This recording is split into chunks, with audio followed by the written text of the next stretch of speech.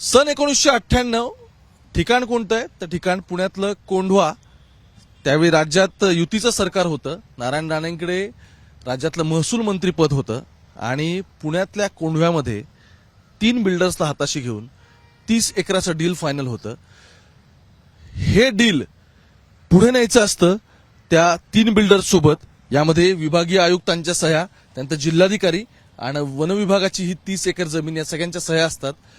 आणि त्यानंतर या संपूर्ण सौदा फिसकटतो. आज मी तुम्हाला या संपूर्ण प्रकरणाचे रेफरन्स यासाठी देतोय, त्याचं कारण असं आहे की भूषण गवई यांनी ज्यावेळी सर्वोच्च न्यायालयाच्या सीजीआय म्हणजे चीफ जस्टिस ऑफ इंडिया सरन्यायाधीशपदाची सूत्र हातात घेतलीत, त्यावेळी त्यांनी सगळ्यात पहिला खटला हा पुण्यातल्या एका लँड डिलिंग संदर्भातला दिलाय, ज्याच्यामध्ये मी आत्ता घेतलेली नावं ही इन्व्हॉल्व्ह आहेत. आणि हे एक्झॅक्टली प्रकरण काय आहे, वन विभागाची जमीन ऍग्रिकल्चरला देऊन ती परत नॉन ऍग्रिकल्चर कशी होते, तिथून ती बिल्डर्सच्या घशात घालण्याचा डाव कसा आखला जातो, या सगळ्या कटात नक्की काय घडलंय याची इनसाइड स्टोरी. आणि सगळ्यात महत्वाचं, नारायण राणे त्यानंतर 3 बिल्डर ज्यांचे मी तुम्हाला या सगळ्यामध्ये नावं सांगणार आहेत ती, आणि या सगळ्या व्यवहाराचं एक्झॅक्टली काय झालं, यातून गवईंनी आज राज्यातल्या नाही तर देशातल्या सगळ्या चीफ सेक्रेटरीसाठी काय ऑर्डर काढल्यात, या सगळ्याची आजची ही स्टोरी. नमस्कार, मी ओमकार आणि तुमच्या सगळ्यांचं मुंबई तकमध्ये स्वागत. या व्हिडिओच्या सुरुवातीला मी सन 1998चा उल्लेख यासाठी केला होता की युती सरकार होतं, नारायण राणे महसूल मंत्री होते आणि त्यावेळी घडलेलं सगळं डिलिंग आहे. झालं असं की कोंढवा भागामध्ये हा जवळपास 29 गुंठे म्हणजे आपण त्याला एक 30 एकरापर्यंत असा प्लॉट धरू. 30 एकराचा हा प्लॉट आहे. जमीन होती वन विभागाची. चव्हाण नावाची एक व्यक्ती येते, ती महसूलला हे सांगते की ही माझी शेत जमीन आहे. आता शेत जमीन आहे असं ती सांगते आणि त्यानंतर हाच प्लॉट एनए होतो, ज्या प्लॉटवरती मी आत्ता उभा आहे. हा प्लॉट एनए होतो म्हणजे संबंधित व्यक्ती शेतीसाठी जमीन असं सांगते. त्यानंतर ती जमीन 2 कोटी रुपयांना रिच नावाच्या एका सोसायटीला, म्हणजे जी कंपनी इथे डेव्हलपिंग आलेली असते, त्यांना ही जमीन पूर्ण विकते आणि एनए जमीन असल्याचं या सगळ्यामध्ये दाखवण्यात येतं. आता वन विभागाची जमीन ही ऍग्रिकल्चर असल्याचं दाखवलं जातं. त्या ऍग्रिकल्चरवरून ती संपूर्ण जमीन एनए कशी आहे हे दाखवण्याचा प्रयत्न होतो आणि तिथून ह्या जमिनीचा 2 कोटींचा सौदा होतो. जमीन ताब्यात आल्यानंतर चव्हाण ही व्यक्ती रिच जी संस्था आहे तिला 2 कोटींना ही पूर्ण विकते. त्यानंतर इंटरेस्टिंगली त्यावेळी जेव्हा पुण्याचे विभागीय आयुक्त राजीव अग्रवाल, त्यानंतर जिल्हाधिकारी विजय माथनकर नावाची एक व्यक्ती होती आणि उपवन संरक्षक अशोक खडसे, हे 3 सह्या करतात आणि फॉरेस्टची जमीन ही नॉन ऍग्रिकल्चर पर्यंत पोहोचवतात आणि त्यानंतर हा संपूर्ण चव्हाण व्यक्तीचा सौदा होतो. आता प्रकरण इथेच थांबत नाही, तर यामध्ये इन्व्हॉल्व कोण असतं, ही जी रिच कंपनीचा मी तुम्हाला आता उल्लेख केला, याच्यामध्ये 3 पार्टनर असतात. याच्यामध्ये सिटी ग्रुपचे अनिरुद्ध देशपांडे, माझ्या माहितीनुसार अमॅनोरा हे पुण्यातलं सगळं अनिरुद्ध देशपांडेंचं आहे. त्यानंतर त्याच्यामध्ये शेवलेकर नावाची एक व्यक्ती आहे, ज्या व्यक्तीचं ऑक्सफर्ड नावाचं संपूर्ण प्रॉपर्टीज वेगवेगळ्या ठिकाणी आहेत. आणि तिसरं याच्यामध्ये महत्वाचं नाव ते म्हणजे रहेजा बिल्डर्स. या 3 जणांचं इथे मिळून डिसाईड काय होतं, जवळपास 1550 फ्लॅट्स, 25 ते 30 वेगवेगळे रो हाऊसेस, बंगलोज आणि एक मोठं इथे पार्क उभं करायचं रेसिडेन्शियल, असा ह्या सगळ्याचा प्लॅन असतो. पण या कटामध्ये आणखी महत्वाची काही पात्र पुढे येणार आहेत, ती काय आपण समजून घेऊ. हे सगळं होतं, हे ज्यावेळी पुण्यातल्या सजग चेतना नागरी मंच आहेत त्यांना या गोष्टी कळतात, त्यावेळी ते जातात कोर्टात. आता त्या कोर्टात गेल्यानंतर तिथे आणखी होतं की सर्वोच्च न्यायालय या प्रकरणाचं संपूर्ण गांभीर्य लक्षात घेतं की कसा भूखंड आहे सरकारचा, तो भूखंड बिल्डर्सच्या घशात टाकला जातोय. म्हणून सजग ह्या सगळ्यात कोर्ट काय करतं या सगळ्यामध्ये, तर कोर्ट 2002 साली एक सेंट्रली एम्फर्ड कमिटी, सीईसी असं आपण त्याला म्हणू, ती सेंट्रली एम्फर्ड कमिटीची स्थापना करतं. त्याचे 2 ते 3 सदस्य असतात, जे सदस्य इथे येऊन जमिनीची रेखी करतात, पाहणी करतात आणि ते त्यांचा रिपोर्ट फाईल करतात.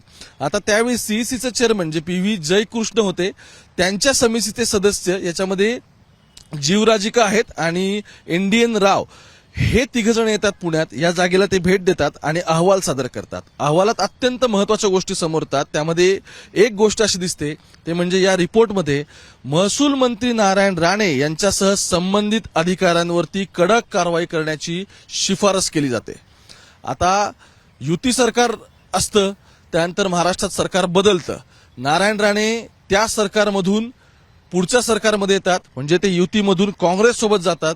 2004 ते 2014 अशा काळामध्ये राज्यामध्ये काँग्रेसचं आणि राष्ट्रवादी म्हणजे त्यावेळीची शरद पवार अजित पवार अशी एकत्र असलेली राष्ट्रवादी या सगळ्यांचं सरकार येतं. आता तिथून महसूल मंत्रीपद भोगल्यानंतर नारायण राणे इकडे येतात. इकडेही काही काळ त्यांना पुन्हा एकदा महसूल मंत्रीपदच मिळतं. त्यामुळे रेव्हेन्यू डिपार्टमेंटने ज्या जमिनींवरती स्टॅम्प्स दिलेत, ज्याच्यावरती सह्या केल्यात, त्या जमिनी मोकळ्या होतात. या सगळ्यामध्ये इंटरेस्टिंग भाग काय तर पुरातत्व खातं. तिथे काय झालंय आता ते पण आपण बघू. आता रिच सोसायटी हे सगळे जातात, बिगर शेती असल्याचा सगळ्यामध्ये दावा होतो. त्यासाठी अहवाल येतो, अहवालात नारायण राणेंना जबाबदार धरा किंवा ते पण यामध्ये तेवढेच दोषी आहेत, ह्या सगळ्या गोष्टी होतात. पण नारायण राणेंवरती कारवाई होत नाही. कारवाई कोणावरती होते तर ज्या उपवन संरक्षण खडसे यांचं मी तुमच्या समोर नाव घेतलं होतं त्यांच्यावरती ही संपूर्ण कारवाई केली जाते. प्रचंड मोठा प्लॉट आहे हा. वरती इथून चालत गेलं की टेकडीच्या वरती टेबल लँड पण तुम्हाला दिसते आणि मेन रोड जो इथून संपूर्ण पुढे जातो, अगदी पुढे कोरिएंटल्स क्लब ते मोहम्मदवाडी वगैरे हा असा संपूर्ण कोंढव्याचा पूर्ण हा एरिया. आता सिटी ग्रुप आणि ह्या सगळ्या गोष्टी याच्यामध्ये इन्व्हॉल्व तर असतातच, पण सीईसी सेंट्रली एम्फोर्ड कमिटी यामध्ये जो रिपोर्ट देते त्यात नारायण राणेंवरती कारवाई होत नाही. आता वनविभाग आणि रिच सोसायटी यांच्या 30 एकर जागेची ही संपूर्ण न्यायालयीन लढाई सुरू असते, ज्या संदर्भात आज गवई यांनी अक्षरशः चपराक लावली. या स्टोरीमध्ये बिगर शेती असल्याचा दावा तर केलाच गेलेला आहे, पण रिच सोसायटीकडून सुद्धा ज्यावेळी ते कोर्टात जातात त्यावेळी सांगतात की आम्ही ज्या चव्हाण व्यक्तीकडून घेतली तेव्हा आम्ही हा NA नॉन ऍग्रिकल्चर प्लॉट म्हणून आम्ही विकत घेतलेला आहे. आता त्यासाठी राज्य पुरातत्व विभाग जो आहे त्या राज्य पुरातत्व विभागाचे डॉक्युमेंट्स आले जातात. आता हे जातात कुठे? मुंबईत, जिथे कालाघोडाला राज्य पुरातत्व विभागाचं ऑफिस आहे. तिथे गेल्यानंतर काय होतं की पुरातत्व विभागाला या संदर्भात विचारणी केली जाते. तोपर्यंत डिसेंबरचे 2023 उजाडलेलं असतं. इथे पुरातत्व विभाग काय म्हणतो की वन विभागाच्या रेकॉर्डबद्दल शंका उपस्थित करतो आणि पुरातत्व विभागाला या संदर्भात आणखी विचारणा केली जाते. विचारणा केल्यानंतर त्यावेळीचे जे पुरातत्व विभागाचे डॉक्युमेंट्स असतात ते जे सबमिट करायला सांगतात त्याच्यामध्ये फेरफार केल्याचं आढळतं. ते कसं आता ते समजून घेऊ की पुरातत्व विभागाच्या याच्यामध्ये जमिनींबाबतचे जे ब्रिटिशकालीन डॉक्युमेंट्स असतात त्या ब्रिटिशकालीन डॉक्युमेंटमध्ये त्यांना रेकॉर्ड मिळतं. रेकॉर्डमधले शेवटचं पान हे ब्लँक सापडतं. म्हणजे काय की शेवटचं पान त्याच्यावरती कोणताही मजकूर नसतो. सो त्या पानावरती नव्याने मजकूर छापल्याचं समोर येतं आणि कोऱ्या पानावरती मजकूर छापून 30 एकराचा भूखंड त्याचे पुरातत्व विभागाकडे कसे डॉक्युमेंट आहेत हे दाखवण्याचा प्रयत्न होतो. आता सर्वोच्च न्यायालयाचा दिशाभूल करण्यासाठी आणि ज्या कमिटीने रिपोर्ट फाईल केलेला होता त्या कमिटीचा अहवाल कसा खोटा होता आणि तो आधार या सगळ्यावरती बेस नव्हता हे दाखवण्याचा या सगळ्यामध्ये प्रयत्न केला जातो. या व्हिडिओचा सगळ्यात शेवटचा आणि आता महत्वाचा भाग का ते समजून घ्या. महसूल विभाग कॉम्प्रोमाइज झालेला दिसतो. या सगळ्यामध्ये विभागीय आयुक्तांपासून वनसंरक्षक उपसंरक्षक जे आहेत त्यांच्या पण सह्या, फक्त कारवाई त्या एकाच व्यक्तीवर होते, बाकी कोणावरती महसूलमधल्या होत नाही.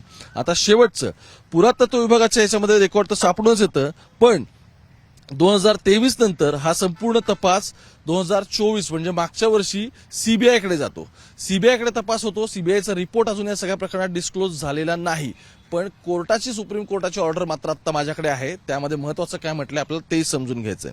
वन विभागाकडून आता सर्वोच्च न्यायालयाच्या या सगळ्या गोष्टी ज्या निदर्शनास आणून दिल्या जात होत्या, पण शेवटी वन विभागाविरुद्ध रिच सोसायटी यांनी हा संपूर्ण खटला चालवला आणि त्यामध्ये भूषण गवई यांनी या सगळ्यामध्ये आजचं हे स्टेटमेंट दिलंय.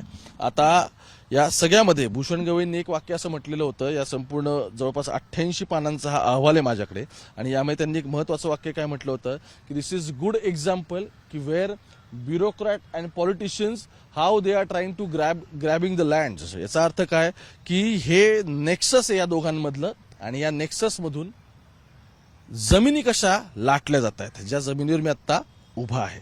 यातला एक महत्वाचा पॉइंट त्यांनी असं म्हटलेलं आहे, The state governments and the union territories are also directed to take steps to take back the possessions of the land from the person's institution and the possession of such lands and hand over the same to the forest department.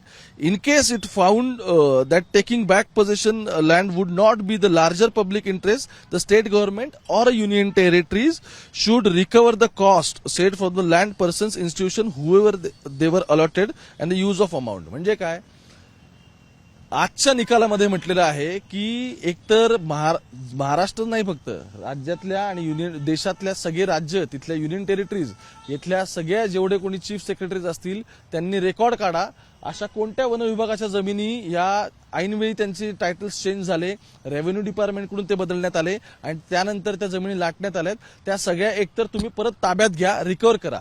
जर तिथे construction झालं असेल, तिथे कुठली site बांधली गेली असेल, तिथे लोक राहायला आले असतील किंवा ती जागा तो भूखंड डेव्हलप झाला असेल, तर आत्ताचा त्याला जो जमिनीचा भाव आहे त्या भावाने तुम्ही पैसे त्यांचे वसूल करा.